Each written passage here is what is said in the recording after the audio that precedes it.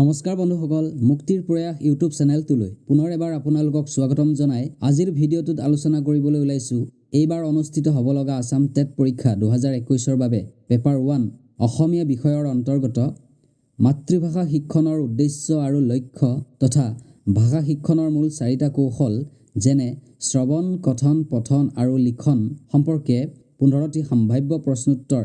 গতিকে পলম নকৰি আহকচোন ভিডিঅ'টোলৈ আগবাঢ়ো। আজিৰ প্ৰথম প্ৰশ্নটি হৈছে মাতৃভাষা হ'ল ব্যক্তিৰ, ইয়াত 4টা অপশ্যন দিয়া আছে।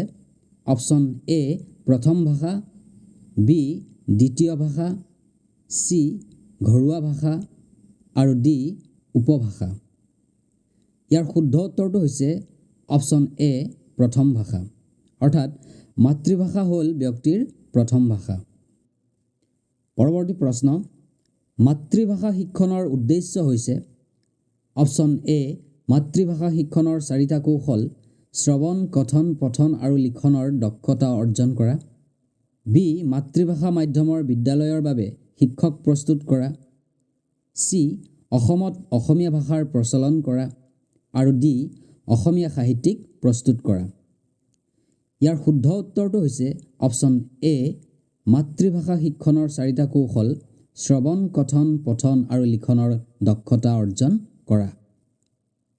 পৰৱৰ্তী প্ৰশ্ন, মাতৃভাষাৰ মাধ্যমত শিক্ষা গ্ৰহণ কৰাৰ প্ৰধান সুবিধা হ'ল অপশ্যন এ নিজৰ মৌলিক আৰু স্বাধীন চিন্তাৰ অভিব্যক্তি প্ৰকাশ কৰিব পাৰে, বি সহশিক্ষাৰ্থীৰ সৈতে সুসম্পৰ্ক ৰক্ষা কৰিব পাৰে, চি পাঠ্যক্ৰম সহজে আয়ত্ত কৰিব পাৰে আৰু ডি অসমীয়া ভাষাৰ কিতাপ পত্ৰ সহজে পঢ়িব পাৰে। ইয়াৰ শুদ্ধ উত্তৰটো হৈছে অপশ্যন চি পাঠ্যক্ৰম সহজে আয়ত্ত কৰিব পাৰে। পৰৱৰ্তী প্ৰশ্ন, অশুদ্ধ বাক্যটো বাছি উলিওৱা। অপশ্যন এ মাতৃভাষাৰ যোগেদি অতি সহজে পঠনৰ অভ্যাস গঢ়ি তুলিব পাৰি, অপশ্যন বি মাতৃভাষাই স্বাধীন চিন্তাৰ জন্ম দিব নোৱাৰে, চি মাতৃভাষাই ছাত্ৰ ছাত্ৰীৰ মনত ৰুচিবোধ জন্মায় আৰু ডি মাতৃভাষা হৈছে ব্যক্তিৰ প্ৰথম ভাষা। ইয়াৰ শুদ্ধ উত্তৰটো হৈছে অপশ্যন বি মাতৃভাষাই স্বাধীন চিন্তাৰ জন্ম দিব নোৱাৰে, অৰ্থাৎ এই বাক্যটো হৈছে অশুদ্ধ বাক্য। পৰৱৰ্তী প্ৰশ্ন, কথা বতৰা কোৱা, ডাঙৰক সম্বোধন কৰা এই সকলোবোৰ শিক্ষা স্কুলীয়া স্তৰতে সম্ভৱ হ'ব পাৰে একমাত্ৰ অপশ্যন এ ইংৰাজী ভাষাৰ যোগেদি, অপশ্যন বি দ্বিতীয় ভাষাৰ যোগেদি, অপশ্যন চি ৰাষ্ট্ৰভাষাৰ যোগেদি আৰু অপশ্যন ডি মাতৃভাষাৰ যোগেদি। ইয়াৰ শুদ্ধ উত্তৰটো হৈছে অপশ্যন ডি মাতৃভাষাৰ যোগেদি। পৰৱৰ্তী প্ৰশ্ন, কেঁচুৱাৰ শাৰীৰিক বিকাশৰ কাৰণে মাকৰ গাখীৰৰ যিমান প্ৰয়োজন মানুহৰ মানসিক বিকাশৰ কাৰণে মাতৃভাষাৰো সিমানেই আৱশ্যক। কথাষাৰ কোনে কৈছিল? Option A Lakshminath Bezbaruah, B Hemchandra Goswami, C Mahatma Gandhi আৰু ডি ৰবীন্দ্ৰনাথ ঠাকুৰ। ইয়াৰ শুদ্ধ উত্তৰটো হৈছে অপশ্যন চি মহাত্মা গান্ধী। পৰৱৰ্তী প্ৰশ্ন, স্বদেশ আৰু স্বজাতিৰ উন্নতিৰ মন্দিৰৰ সিংহদ্বাৰ হৈছে মাতৃভাষা। কথাষাৰ কোনে কৈছিল? Option A Lakshminath Bezbaruah, B Chandrakumar Agarwala, C Padmanath Gohain Baruah আৰু ডি হেমচন্দ্ৰ গোস্বামী। ইয়াৰ শুদ্ধ উত্তৰটো হৈছে অপশ্যন এ লক্ষ্মীনাথ বেজবৰুৱা।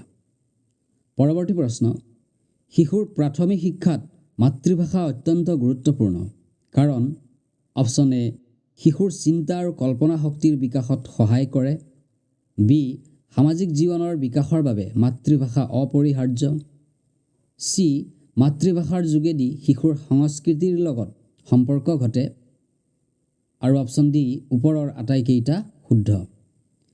ইয়াৰ শুদ্ধ উত্তৰটো হৈছে অপশ্যন ডি ওপৰৰ আটাইকেইটাই শুদ্ধ। পৰৱৰ্তী প্ৰশ্ন, ভাষা শিক্ষণৰ স্তৰ কেইটা? অপশ্যন এ 3টা, অপশ্যন বি 4টা, অপশ্যন চি 5টা আৰু অপশ্যন ডি 6টা।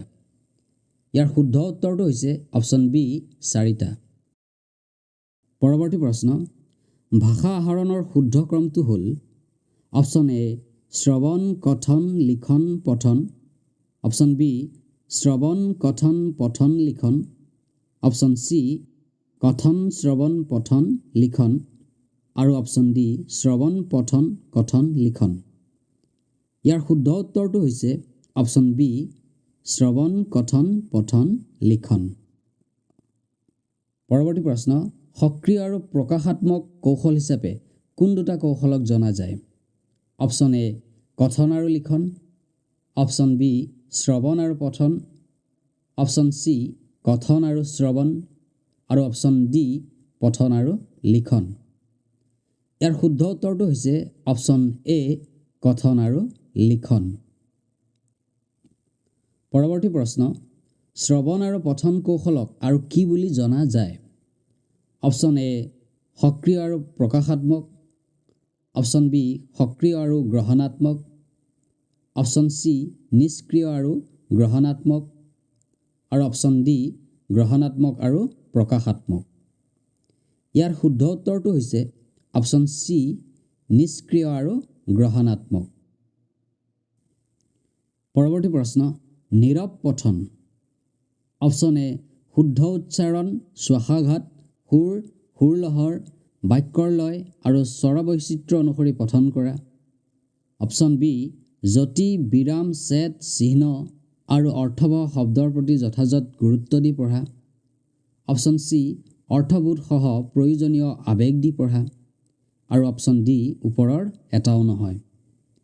ইয়াৰ শুদ্ধ উত্তৰটো হৈছে অপশ্যন চি অৰ্থবোধসহ প্ৰয়োজনীয় আৱেগ দি পঢ়া।